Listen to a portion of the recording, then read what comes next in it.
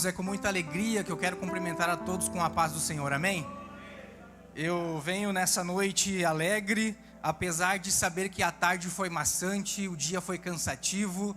Eu por um período da tarde não trabalhei, me esbocei sobre a Bíblia, César, orei e senti o peso nos ombros, senti que o inferno não está feliz por nós estarmos aqui essa noite nisso. E a palavra que eu tenho nessa noite é que enquanto você está no culto, aqui dentro, Deus está trabalhando lá fora, glória a Deus.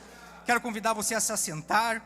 Eu tinha preparado uma palavra, mas Deus falou comigo e eu vou estar hoje ministrando outra palavra que também Deus tem falado comigo nesses dias e que eu preguei na São Paulino e que tem falado muito ao meu coração e eu creio que falará também contigo. Lucas capítulo de número 5. Enquanto você procura, quero cumprimentar de maneira especial o pastor Roberto. Deus abençoe, pastor Roberto. E também cumprimentar todos os obreiros que se encontram aqui. Amém? Glória a Deus. Também pastora Sônia, Deus abençoe. Pastora Miriam, que se encontra aqui. Deus abençoe também. Lucas capítulo de número 5. E nós vamos ler 6 versículos. Se você encontrou, diga glória a Deus. E o texto vai dizer assim: E aconteceu que, apertando a multidão para ouvir a palavra de Deus, estava ele junto ao lago de Genezaré. E ele viu 2 barcos junto à praia do lago, onde os pescadores, havendo descido deles, estavam lavando as suas redes. E entrando num dos barcos que era de Simão, ou Pedro, pediu-lhe que afastasse um pouco da terra. Então, assentando-se, ensinava no barco a multidão. E quando acabou de falar, disse a Pedro: Faze-te ao mar alto e lança as vossas redes para pescar. E respondendo Simão lhe disse: Mestre, havendo trabalhado toda a noite, nada apanhamos, mas sobre a tua palavra lançarei a rede. Versículo de número 6. Então fazendo assim colheram uma tão grande quantidade de peixe que lhe rompia-se as redes. E eu quero repetir esse versículo. Então fazendo assim, colheram uma tão quantidade de peixes que rompia-se as redes. Glória a Deus. Meus irmãos, Pedro aqui nesse cenário, ele não é um amador, dealer. Pedro aqui nesse cenário, ele é alguém acostumado com a pesca. Se nós formos puxarmos aqui o que nós lemos, nós vamos perceber que havia uma tradição familiar de Pedro e seus irmãos e sua família na pesca. Veja que aqui Pedro ele tem toda a ciência, ele tem toda a sabedoria do horário, do modo e do jeito de ir ao mar. Tanto é que o texto vai dizer que ele acaba indo pela madrugada pescar, sendo que é na madrugada os peixes saem para se alimentar. E Pedro sabia que era exatamente naquela hora que ele tinha que sair pescar. Veja que Pedro ele tinha toda a sabedoria, ele tinha todas as ferramentas, ele tinha mais pessoas que andavam junto com ele nesse propósito. Pedro ele tinha vários barcos e Pedro sabia exatamente o que estava fazendo. Pedro ele não pescava por hobby, mas ele sabia que era dali que saía mantimento para ele e para a família dele.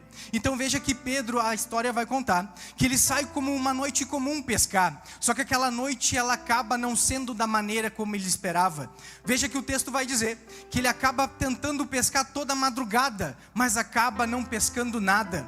E veja que ele volta para a praia. E o que me chama a atenção em Pedro é que talvez se fosse alguns de nós voltando de uma madrugada de frustração, talvez abandonaria a rede, talvez deixaria o barco de lado, ou talvez, quem sabe, quebraria esse barco e faria outra coisa. Mas eu gosto de Pedro porque ele tem perseverança, e ele naquele ato, ele resolve lavar as suas redes. E o que significa, irmã Beth, lavar as nossas redes? Significa que Pedro não aceitou o resultado de uma noite. Significava que o fracasso de uma noite não era resultado de toda a vida de Pedro. Pedro, mesmo sem pescar nada a noite inteira, Toninho, ele tinha certeza que no outro dia ele ia voltar para aquele mar e que as redes estariam cheias novamente. Veja que alguns de nós, talvez se fôssemos alguns Pedros, talvez nós desistiríamos na primeira. Talvez aquilo que não deu certo uma vez, talvez nós voltaríamos para a praia e abandonaríamos todas essas coisas. Talvez não perseveraríamos, Germando. Talvez nós abandonaríamos aquilo que teríamos como chamado.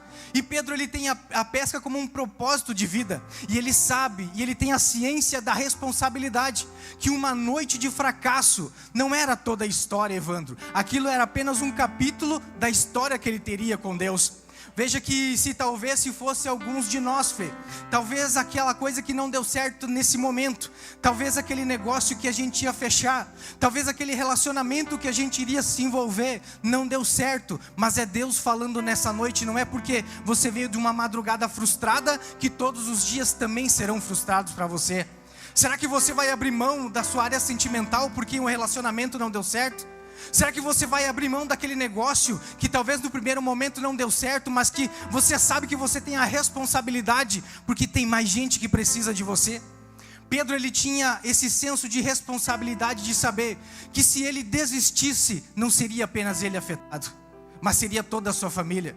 E eu tenho mais para dizer nessa noite. Eu abro um parênteses dizendo que talvez você veio e não desistiu ainda, porque você sabe que quando você voltar para casa, tem alguém para você alimentar lá. Talvez você podia estar em qualquer outro lugar, talvez qualquer outra programação seria boa para você, mas você veio aqui nesse culto de quinta-feira sabendo que você teria que vir toda quinta-feira na de Antônio Prado, porque você sabe que você precisa voltar para casa com alguma coisa. Talvez se fosse pela lógica humana, pastora Miriam, talvez nós não teríamos nem força para chegar nessa noite aqui. E eu senti hoje de tarde nítido nos meus ombros o peso e o temor que é estar no altar como esse pregando. Porque não é fácil, você estar na batalha, todas as horas os dardos do inimigo flecham a sua mente, dizendo não vale a pena continuar, não vale a pena ir lá ouvir mais um pregador, talvez seja melhor você se afastar e fazer do seu jeito. Mas Deus está falando assim, graças a Deus, que você escolheu o melhor lugar para estar nessa noite, que é aqui junto na de Antônio Prado. E o texto vai dizer que logo pela manhã Jesus chega nesse cenário, e o que ele encontra lá? Um homem frustrado, lavando as suas redes, sabendo da responsabilidade que tinha de continuar, mas frustrado. Lá ele encontra um Pedro não vivendo aquilo que ele queria viver. Lá ele encontra um Pedro que lutou e não conseguiu nada. Lá ele encontra uma pessoa que batalhou e não conseguiu nada. E a gente planeja e faz coisas, e às vezes a gente sabe o que tem que fazer. A gente sabe que a gente tem que vir na igreja, a gente sabe que a gente tem que orar, que a gente tem que buscar Deus, até jejuar a gente sabe que tem que fazer. Só que tem horas e tem momentos da vida da gente que aquilo que a gente tinha por certo, parece que vai tudo por água abaixo. É momentos em que você vem culto após culto e não consegue perceber resultado nenhum. E esse era justamente Pedro naquela manhã. Ele tentou e a Bíblia vai dizer que ele tentou uma madrugada inteira. Só Deus sabe quantas tentativas Pedro teve naquela noite. Talvez ele jogava a rede e não vinha peixe. Talvez ele tentou pela segunda vez jogar a rede e não vinha peixe. Quem sabe ele tentou 4, 5, 10 vezes até desistir e voltar para a praia. Só Deus sabe quantas vezes e quantos cultos você está vindo aqui, tentando, lutando, querendo o resultado, mas o resultado não vem. E isso é ruim, Adrian, porque chega uma hora que parece que dá uma crise na gente, porque a gente faz tudo certo, Wesley, faz tudo correto, mas nada sai da maneira que a gente planejou. E Pedro, ele se encontra justamente nessa situação. Ele tinha toda a sabedoria, ele tinha toda a ciência, todo o recurso, tinha todas as ferramentas, mas acabou o resultado não chegando. E a palavra que eu tenho de consolo nessa noite para você é: não desista, porque você não é medido pelos resultados que você tem, mas você é resultado da perseverança que você continua vindo aqui nesses cultos. Talvez você está tentando vindo e não achando resultado naquilo que você procura, mas não desiste, lava a rede de novo. Quinta-feira tem o próximo culto, quem sabe Deus pode fazer aquilo se tornar realidade. E se você crê nessa palavra, diz glória a Deus. Agora chega Jesus pela manhã e encontra alguém frustrado. E eu hoje de tarde eu estava pensando e relembrando algumas coisas da minha história. E aquele dia que eu estava em São Paulino, eu até cheguei a falar para o presbítero Luiz Carlos, que eu me identifiquei em partes com a história de Pedro. Porque quando eu cheguei nesse lugar, eu era alguém sem resultados, frustrado, quem sabe sem querer viver. Mas foi num lugar como esse, numa frustração como essa, que Deus abriu a porta do meu coração. E eu quero dizer mais para você nessa noite. Talvez a frustração que você teve não foi talvez para você ter lucro, mas essa pesca que você não teve não foi talvez para você ter lucro, ia ser prejuízo na vida de você. Você já pensou, Adrian, se tudo que nós pensássemos tivesse se concretizado? Eu volto lá em 2018 e penso, será, Kaique, que se todas as coisas tivessem dado certo, será que você estaria numa igreja ouvindo um pregador? E eu pergunto para você, será que tudo aquilo que você quer, tudo aquilo que o seu coração quis, tudo aquilo que o seu coração planejou, será que você estaria aqui numa quinta-feira ouvindo esse jovem pregador? Será que aqueles sonhos e metas que você tinha, será que se tudo tivesse ocorrido da maneira exata como você sonhou, será que você estaria num banco hoje aqui ouvindo Jesus falar? E é isso que eu fiquei pensando. Jesus chega no momento em que Pedro está com o barco vazio. Jesus, ele chega e ele poderia ter ocupado qualquer barco, mas ele escolhe aquele que está vazio. E uma lição muito poderosa que eu tiro daqui é que para nós termos alguma coisa, primeiro nós precisamos encher o barco daquilo que é mais importante, que é a presença de Jesus.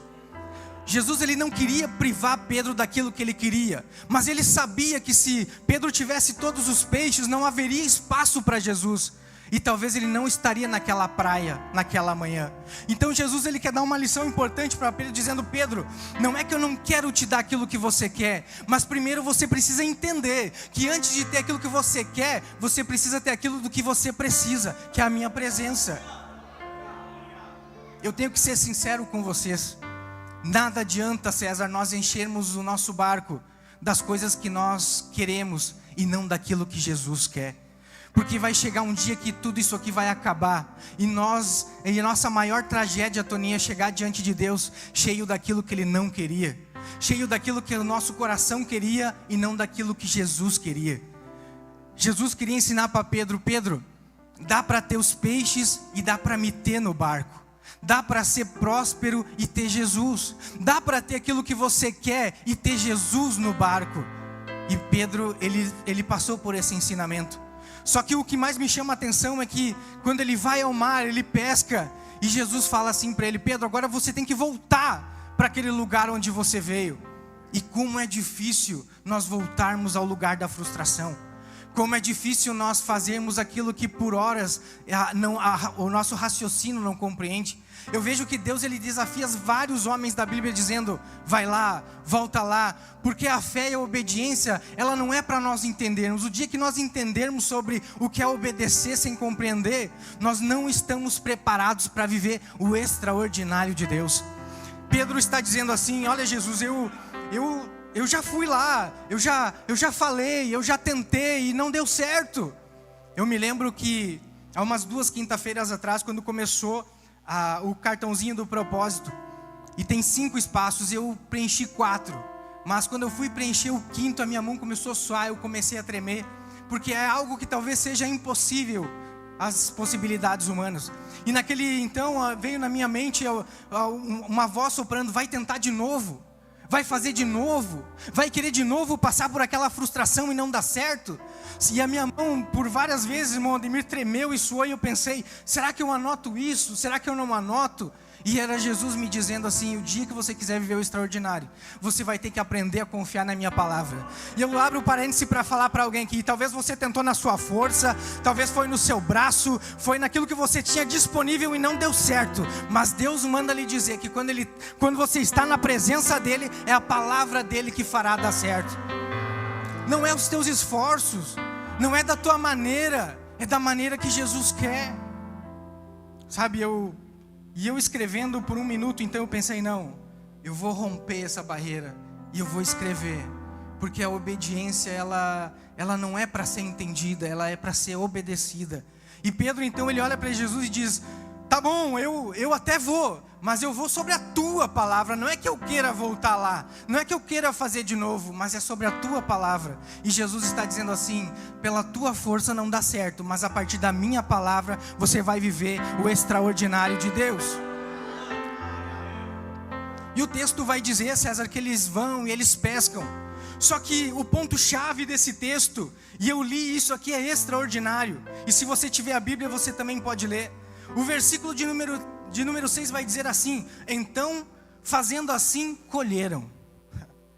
Eu já vi colher muita coisa. Eu já vi colher fruta. Eu já vi muito tipo de colheita, Toninho. Mas colher peixe eu nunca vi. Eu já vi pescar, mas colher, eu nunca vi ninguém colher peixe. E eu pesquisando, César, essa palavra na etimologia, no idioma grego, eu percebi que esse colheram nessa frase significa, e isso é para você dar glória a Deus, buscar aquilo que já está pronto. Aleluia! Aleluia! Talvez você veio aqui e eu não sei como é que tem gente, Diller, que perde um culto como esse, achando que ficando em casa vai saber resolver os problemas que tem, achando que ficando em casa Jesus vai fazer alguma coisa. Por isso que eu disse no começo do culto, enquanto você está aqui, Jesus está trabalhando lá fora. Enquanto Pedro estava na praia, Jesus trabalhava no mar. Enquanto Pedro estava ouvindo Jesus, Jesus estava trabalhando lá no meio dos peixes. É aqui, é nesse lugar, é aqui que você vê e contempla as maiores manifestações de Deus. Tudo que você precisa não é se isolar, parar de vir aqui, ficar em casa achando que tudo vai ter solução, não.